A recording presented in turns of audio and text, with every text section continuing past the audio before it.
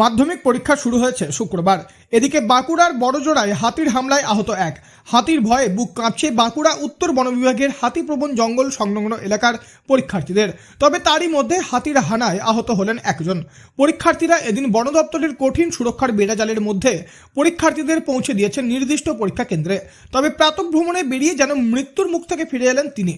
আকস্মিক হাতির হামলার কবল থেকে রক্ষা পেয়ে এক পরিচিত স্থানীয় বাসিন্দা প্রকাশ মণ্ডলকে ফোন করেন আহত বছর 54 গৌতম মণ্ডল।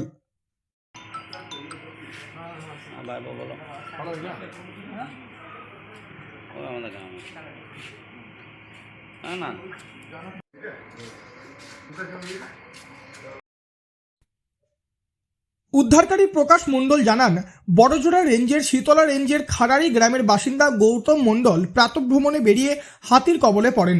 জঙ্গল লাগোয়া রাস্তা দিয়ে প্রাতঃভ্রমণ সারার সময় আচমকাই পড়ে যান হাতির কবলে। একটি হাতি তাকে পেছন থেকে সুরে করে ধাক্কা দিতে দিতে জঙ্গলের দিকে নিয়ে যাওয়ার চেষ্টা করে। তারপর 10-15 ফুট দূরে নিয়ে গিয়ে ছুঁড়ে ফেলে দেয় তাকে। এরপর বড়জোড়া সুপার স্পেশালিটি হাসপাতালে নিয়ে যাওয়া হয়। গৌতম মণ্ডল প্রতিদিন মর্নিং করতে বেরোয়, দিয়ে 6টার পর বেরিয়েছে। বেরিয়ে পর রাস্তাতে শিদিলা জামবেদের থেকে শিদিলে যাওয়ার রাস্তাতে হাতির মুখোমুখি পড়ে যায়। কুয়াশার জন্য ঠিক মতন দেখতে পাওয়া যায়নি, দিয়ে হাতির মুখোমুখি পড়ে যায়। প্রথমে তাকে ছুঁড়ে করে ঠেলে 15 ফুট ঠেলে নিয়ে গেছে, দিয়ে ছুঁড়ে ফেলে দিয়েছে। ফেলে দেওয়ার পরে তারপরে হাতি জঙ্গলে ঢুকে যায়। তখন ওর জ্ঞান ছিল, আমাকে ফোন করার পর আমি যাই, সেখান থেকে ওকে তুলে নিয়ে আসি। তারপরে বড়জোড়া সুপার ফেসিলিটি হসপিটালে অ্যাডমিট করা হয়। মণ্ডল, বয়স 54, বাড়ি খাড়ারি। সূত্রের খবর অনুযায়ী বছর 54 গৌতম মণ্ডলের পায়ে চোট থাকার কারণে বাঁকুড়া সম্মেলনী মেডিকেল কলেজে নিয়ে আসা হয়েছে।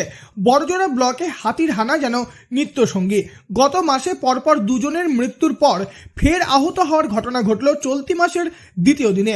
বারংবার এ হাতির আক্রমণের ঘটনায় বন দপ্তরের বিরুদ্ধে সুর চড়িয়েছেন স্থানীয়রা।